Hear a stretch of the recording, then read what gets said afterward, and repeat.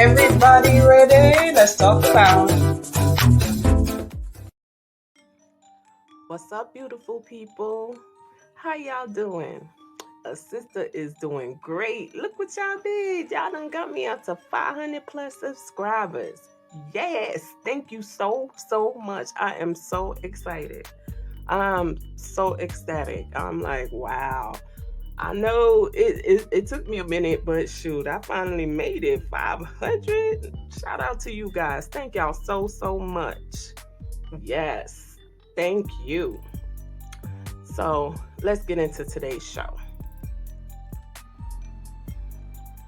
So guys, I don't know if y'all heard about this already or if this is your first time hearing about it, but I've heard about the quote fingers purge that's about to take place in Chicago come January 1st, 2023. And what that entails is that there's going to be no more cash bail in Illinois. So I've heard a lot of rumors about what the law is called, the Safety Act, SAFET Act, Safety Act, right? And so I've been hearing a whole lot of other stuff of what people can basically, it seems like what they could get away with, before they're held in prison. Some things they could get arrested for, but they get released and they'll have to come back to face trial. Okay, so I'm going to read the article because, like I said, I was confused and I was very disturbed. Even though I don't live in Chicago and don't plan on going, Illinois, don't plan on going there anytime soon. But it's still disturbing in the least because you never know when other states will try to, make these laws happen where you're at. So this article that I'm referencing is from NBC Chicago. All right. And it says, while other states, including New Jersey and New York, have passed legislation largely curtailing the use of cash bail for pretrial detentions, the state of Illinois will go one step further in January, as they will eliminate cash bail entirely. Okay? So you can see why people are confused. Like, no cash bail. Okay, you get locked up and you could come right back out. So I could understand why people was like, yo, this is crazy. Right? So the article goes on to say, instead, the state would allow judges to determine whether individuals accused of a wide range of crimes pose a risk to another individual or to the community at large, and then decide whether to hold them in pretrial detention or to release them on their own recognizance. Here's what we know about the PreTrial Fairness Act. So basically, they're saying it's up to the judge to decide if your crime is worth them keeping you or releasing you. Okay. The PreTrial Fairness Act, part of the Omnibus Safety Act passed by the Illinois General Assembly in 2021, will go in effect on January 1st, 2023. Can defendants still be held in jail prior to their trials? While some publications and social media posts cited by Snopes have argued that some crimes will become non-detainable offenses, including second-degree murder and other violent acts, the state says that judges will still be allowed to order pretrial detention in specific circumstances. Detention only shall be imposed when it is determined that the defendant poses a specific real and present threat to a person or has a high likelihood of willful flight, according to the text of the bill. A hearing will be required to determine whether a defendant poses that risk, and if the court finds that they do, then a judge will be required to submit their reasoning in writing under the parameters of the legislation.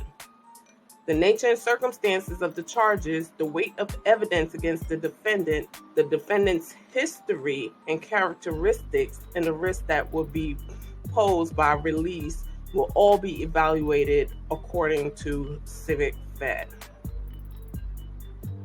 According to the legislation, the state will bear the burden of proof in cases required to present clear and convincing evidence that the defendant committed an offense that qualifies for pretrial condition, as well as to present evidence that they would pose a real and present threat to the safety of others if released. So, again, it's up to the judge, and they got to come up with compelling reasons why they're going to keep this person. How many times have you heard somebody was let out of jail early, or they was let out on bond and they did all kind of craziness? And it's up to a judge now. So if it's up to the judge, this could go either way. The judge might be like, I don't think that person is. I mean, it's sad. The system we have now is sad, and the system that they're trying to go to is sad. It's sad in both ways, because there's no real winners when you look at it. There's really no winners. You have some people that did heinous crimes, and they got away with it. For example, Brock Turner. He's the one that, messed with that girl, and she was unconscious. And he got let out. Granted, he was arrested and so forth, but he ain't spent no time in jail. Because guess what? The judge said he think he's redeemable. Like, come on. Then you had that other guy, I can't remember his name right now, but that kid, and his lawyer pled that he had affluenza. He didn't know the difference between right and wrong, and he got let go. And what he did, he went and run him up. He got drunk at 16, stole his people's pickup truck, and went and killed 4 people. And then his defense attorney said, "Oh, you can't blame him because he don't know right from wrong." But anyway, back to the article. So what crimes can result in pretrial detention? What crimes basically can the judge hold you and keep you locked up for? According to the text of the bill, defendants can be denied pretrial release if a hearing finds that they meet any of the following criteria. The defendant is charged with a forcible felony that comes with a mandatory sentence of imprisonment without probation upon conviction, and that the release of that defendant would constitute a threat to any person or the community at large. Forcible felonies include first-degree murder, second-degree murder, predatory criminal messing around with assault, robbery, burglary, residential burglary, aggravated arson, kidnapping, aggravated battery, resulting in great bodily harm or permanent disability or disfigurement, and any other felony which includes the use or threat of physical force or violence against any individual. So it says what crimes can result in pretrial detention. Can result, okay? Again, it might be up to the judge. Let's read further.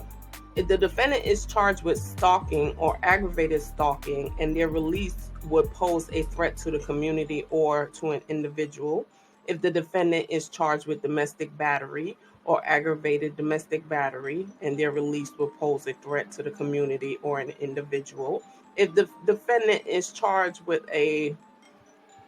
taking it from another person without their permission, and their release will pose a threat to the community or an individual, if the defendant has a high likelihood of willful flight to avoid prosecution and is charged with a forcible felony.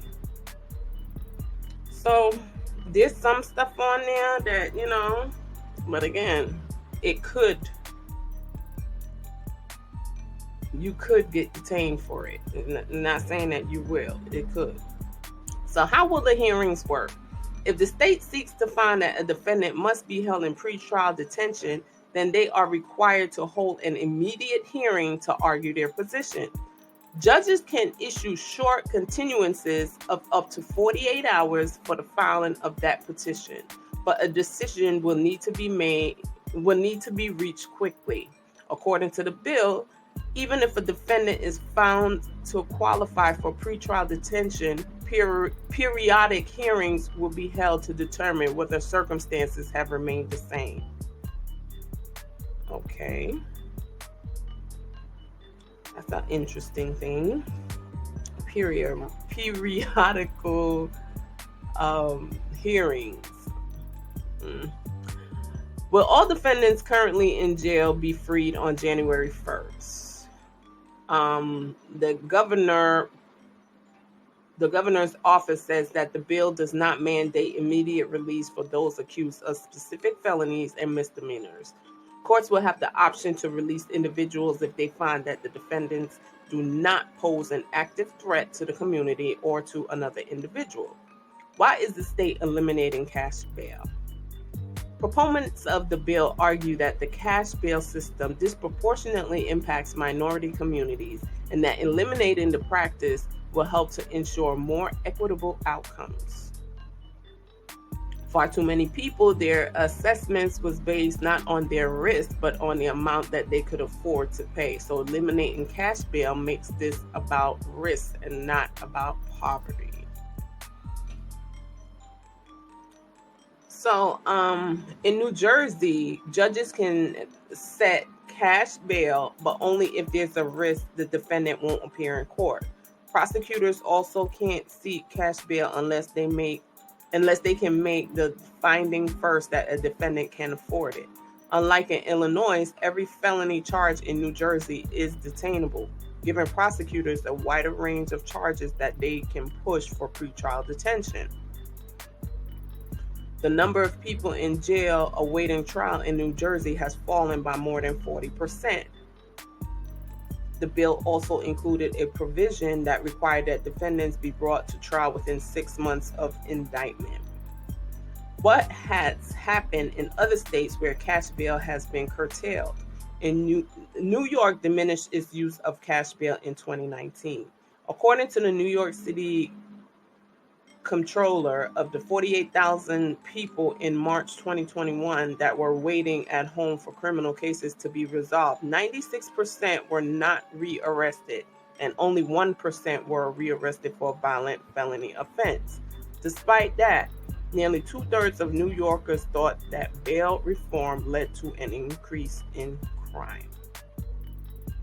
Okay. So I finished reading the article. I appreciate y'all, bearing with me through that.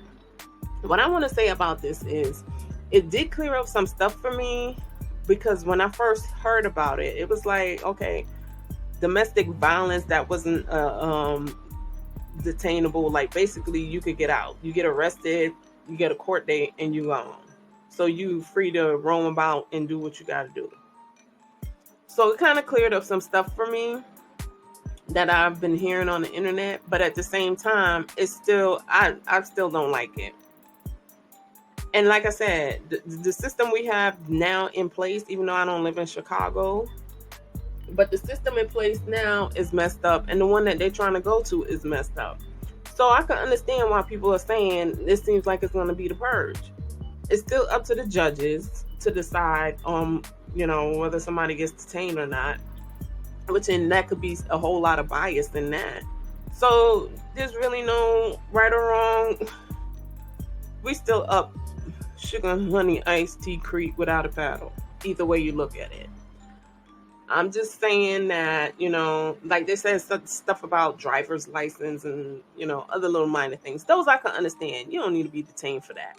And if you miss your court date, there's not going to be a warrant out for your arrest. You get served to go back to court, and then if you miss it the second time, that's when you get a warrant out for your arrest. I don't know what society is trying to do, but they're trying to do something. They're trying to curve something. They're trying to make something happen, and that's something, it don't look like it's a good something.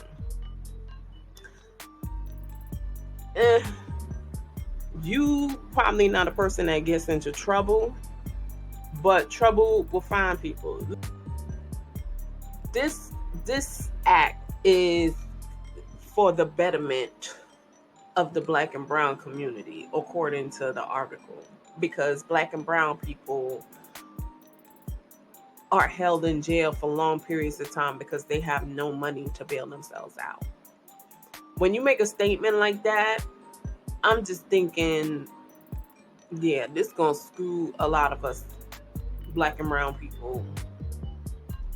Because what's gonna happen with that woman that's getting beat up by her baby daddy, her boyfriend, her husband, whoever? And he gets locked up, and the judge, this is his first time doing it because he got caught, and the judge just let him out, and he's free to do it again. I just think this law, man. Yeah, I don't know what the plans are for society, but it's not looking good at this point. And it just seems like every day is getting worse and worse. Only thing I can tell you folks is just to be safe, be aware of your surroundings, protect yourself, and love your family. Enjoy your family while you can. Because tomorrow's not promised to anybody. And at the rate where I'm seeing this is up to the judge, and it's up to this, and it's up to that, I don't know. It just seems like something ain't right in the buttermilk. Like they're planning for something.